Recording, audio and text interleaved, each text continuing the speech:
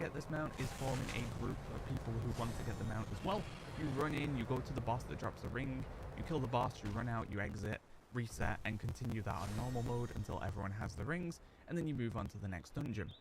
There is another way of speeding this up as well. There is a quest, a dungeon quest within Valdrakken from Pelagos to do the Agathar Academy. Once you do that dungeon, you will be able to pick a reward, and one of those rewards is the Platinum Star Band, so you will get yourself one of the rings very easily. Once you have the rings, head to the NPC in Iskara and purchase yourself the mount.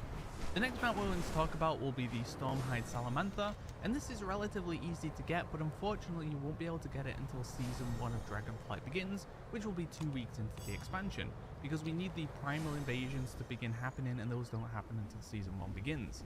But once these begin, you'll have a marked icon on the map for where the invasion is currently taking place.